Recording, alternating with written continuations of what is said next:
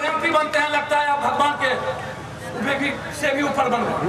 भगवान का बेटा जोतन खोला फिर होगा। और हम कहाँ आपके बीच खड़े होंगे?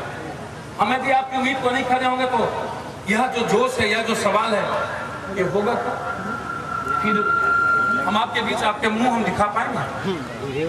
फिर हम आपके बीच आने आकर के कुछ कह पाएंगे?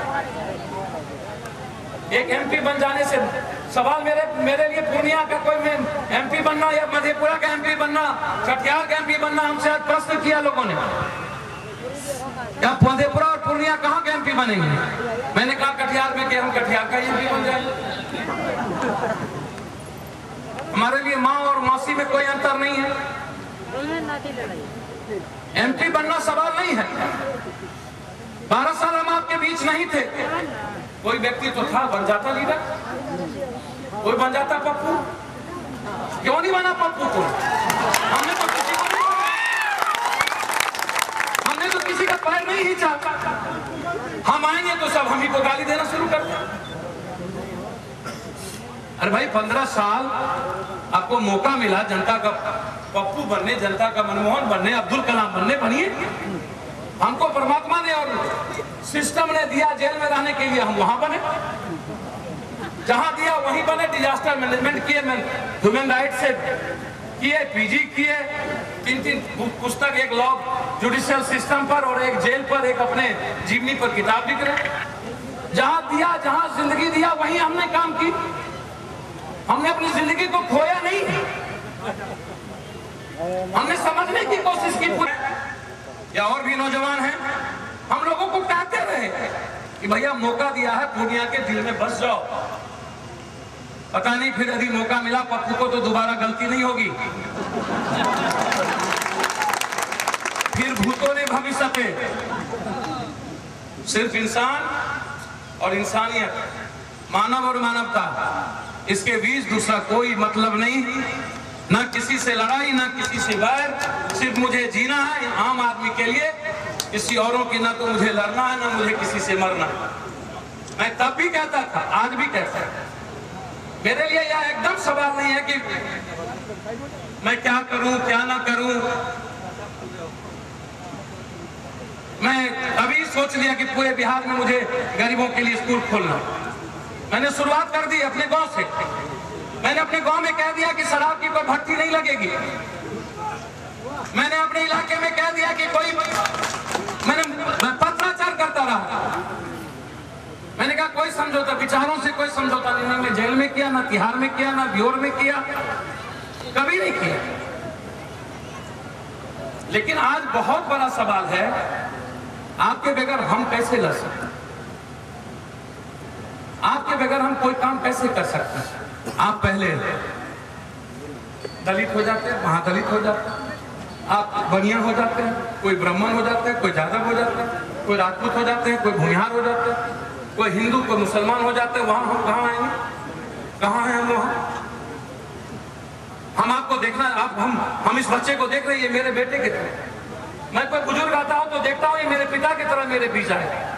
मैंने कभी कोई आदमी ऐसा कह सकता है क्या बिहार को? कोई दुश्मन भी, कोई दूसरे पार्टी के लोग भी, कि पप्पू यादव के पास हम गए और हम लौट के आए हैं? बिहार और देश का कोई एक लोग, किसी जात का लोग यदि कह दे मैं जिंदगी में राजनीति नहीं करूंगा, किसी नियोजित टीचर से पूछ लो जिसको लाठी मार करके भेजा सरकार ने, जैसे जो मैं खाता था, जैसे मैं रहता था, वैसे ही 3 महीना पूछिए किसी टीचर से, किसी सिपाही जो आपके जिले और आपके घर के वो बच्चे गए हो तो पूछिए उसको कितनी मार लगी और कैसे उसके लिए। जब हम आपके बीच होते थे वो सब कोई सवाल नहीं। पूर्णिया अब आप कहते हो एमपी, आप हमको बताइए मैं एमपी बन के आपके लिखा है। एमपी नहीं बदलना है, पूर्णिया से सत्ता बनाना है 2015 में। एमपी बनने के लिए हम नहीं आए हैं। पूर्णिया के लोग 6 उम्मीदवार में आप आज तय कर लीजिए नौजवानों के भीतर एक बार। आप सबको देखे हैं ना, बीजेपी, राजद, कांग्रेस, सबको देखे हैं ना। बार पप्पू यादव पर भरोसा करके 5 साल में पैसा साल ठगेंगे तो कोई बात नहीं, 5 साल हम ठग लिए तो कोई बात हो जाएगा। 2015 में मेरे कैंडिडेट को जिता करके देखिए, 15 कैंडिडेट भी पप्पू यादव के ईमानदार व्यक्ति को जिता के आप दे दिया तो दांत से चौबा चबा करके कोसी और पूर्णिया का इतिहास लिख देंगे पूरे भारत में।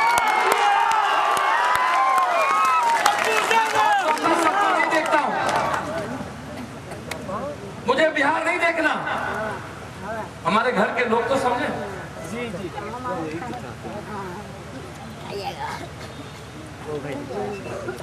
इस इलाके में भोला पासवान शास्त्री मुख्यमंत्री बने, इस इलाके में बीपी मंडल जी मुख्यमंत्री बने, डॉक्टर जगन्नाथ मिश्रा जी मुख्यमंत्री बने, इस इलाके में देश को दिशा देने वाला ललित नारायण मिश्रा जी भी। इतिहास है इस इलाके का, एक इतिहास नहीं है।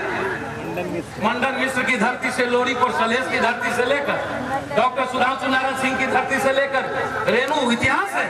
विद्यापति, बड़े बड़े इतिहास है, लेकिन फिर आप इतिहास क्यों नहीं लिखना चाहते? एक एमपी बनाकर पप्पू यादव आप ज्यादा से ज्यादा क्या कर सकता है? नौकरी कर सकता है आप, जो कोई नहीं करता वो मैं आपकी नौकरी करूंगा। जा कहिएगा बैठो तो बैठेंगे, जा कहिएगा उठो तो उठेंगे।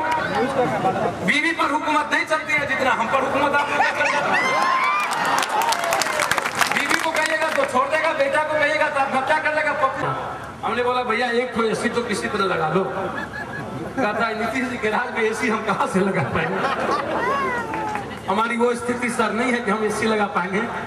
लेकिन मैं बेहोश हो गया इनके यहाँ जाकर के, इतनी भीड़ थी और गर्मी के कारण पहले दिन निकले थे। मैं कटिहार की जूट मिल की क्या स्थिति है, हमारे यहाँ गरीब के बच्चे क्या पढ़ पाते हैं या पढ़ते हैं तो उसकी क्या हालात होती है, क्या स्थिति है। हम ये नहीं कहते आप, लेकिन आपको यदि उम्मीद है तो हम चाहते हैं कि ये जो 2 कमिश्नरी है उसमें आप लोग चिंतन करिए, मंथन करिए। नौजवानों को भी अधिकार है, आने वाला जो वक्त है, समय है, हम लोग सोचें कि हम लोगों को आने वाले समय में क्या करना चाहिए। सही मैडम ने कहा कि एक दिशा कैसे दिया जाए। मैडम ने काफी संघर्ष की, सही बात। रंजीत रंजन जी ने कौन सी भूल की? हम जेल में थे, हम 4 करोड़ रुपया कोसी और पूर्णिया को हमने बाढ़ में दिया। मनमोहन सिंह लिखित चेक के द्वारा 4 करोड़ रुपया मैंने मनमोहन सिंह को। हिंदुस्तान में कोई सांसद आज तक इतना पैसा नहीं दिया होगा किसी मुख्यमंत्री के कोष में जितना अकेला पप्पू यादव। प्रणब मुखर्जी ने सदन में के बारे में बोले, लेकिन जब वोट की बारी आई तो लोजपा और कांग्रेस में फंस गई रंजीत रंजन। यादव जी चले गए लालू जी के साथ, झा जी चले गए नीतीश जी के साथ, रंजीत रंजन जी की सेवा कहाँ चली गई, ईमानदारी कहाँ चली गई? कौन करेगा आपके लिए जीना कौन चाहेगा? मैं आपसे पूछता हूँ। तुरंत आप जात हो जाते हैं, छन छन में जात हो जाते हैं। हम हैं यदि जात तो बताइए, यदि आपको कहीं से लगा हो पप्पू आज तक जात हो, रंजीत रंजन जी हैं जात तो बताइए। आज भी संपूर्ण बिहार के लोगों का इलाज आज भी दिल्ली में पप्पू यादव के द्वारा ही होता है। आज भी मेरे घर नहीं है, लेकिन फिर भी 4 आदमी को मैं बिठा के रखा हुआ हूँ कि इलाज। अंशुमाला झा का किडनी बदला गया, पेपर में पढ़ा कर। डॉक्टर बात्रा से मैडम जाके बात की, इन्होंने कहा मैं पप्पू यादव की पत्नी, बड़ा रिस्पेक्ट दिया। पूरे देश से चंदा करके 9 लाख अंशुमाला झा जो देश की सबसे अच्छी गायक थी उसकी किडनी बदली गई। पेपर में हमने पढ़ा अंशुमान सिंह एक लड़का था जो जात का बाबू साहब थे, बख्तियारपुर के हैं और ज्ञानू जी के रिश्तेदार, गरीब हो गए, नीतीश कुमार जी के यहाँ 12 बार गया, उसके बच्चे इंजीनियरिंग में थे, 12 बार भी उसने एक बार नहीं कहा कि मैं मदद करूंगा। जब अंतिम में उसके दैनिक जागरण में निकला और हिंदुस्तान में कोई बच्चा अब नहीं बचेगा, इतना बड़ा लड़का है, मैंने अपने सारे युवा शक्ति के साथी प्रेमचंद सिंह और सब लोग को भेजा कि पता करिए उसकी जिंदगी कैसे बचे। अंशुमाला झा की भी जिंदगी मुख्यमंत्री ने लौटा दी थी। अंतिम में आईजीएमएस ने कहा कि नहीं, 2 दिन में ये मर जाएगा, डेथ कर जाएगा। मैंने मैडम को कहा घर की जितनी चीज है बेचना पड़े, जेवर जा तो बेच दीजिए, इसकी जिंदगी बचना है। और 9 लाख रुपया लगाकर अंशुमाला झा की जिंदगी 3 महीने में मैंने नहीं देखा, वो इससे भी नहीं थी। इस तरह न जाने अनगिनत घटनाएं और कहानी, लाखों ऐसे विद्यार्थी हैं पढ़ाने के लिए। एक लड़का को मैंने दिया 20 लाख रुपया लगा करके कंप्यूटर सेंटर दिया, वो लड़का रात सब कंप्यूटर सेंटर लेके कहाँ भाग गया आज तक पता। मैंने कहा पूर्णिया में फ्री कंप्यूटर सेंटर है और कटिहार में, पूर्णिया में शांति भवन में आज 300-400 लड़के पढ़ते हैं। खुर्दा में जो स्कूल खुला उसमें 40% ऐसे गरीब की बेटी पढ़ती है, जिसको मैंने कहा सिर्फ बेटी को पढ़ाओ, जो भी गरीब है उसकी बेटी को पढ़ाओ, वह घर तरक्की करेगा।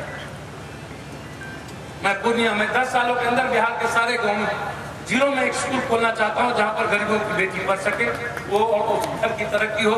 सब कहते हैं दीप जलाना चाहता हूं, कैसे दीप जलाइएगा ना, मेरा सदियों से अंधकार है, दीप जलाऊंगा। बारे बार कब से दीप जला रहे आप? इतना बार मंत्री सब लोग बन गए, दीपे नहीं जला। हमने कहा 3 महीना हमको किसी विभाग का मंत्री बना दो, 3 बजे रात में यदि अफसर न मिले अपने ऑफिस में तो मेरा नाम पप्पू यादव से बदल।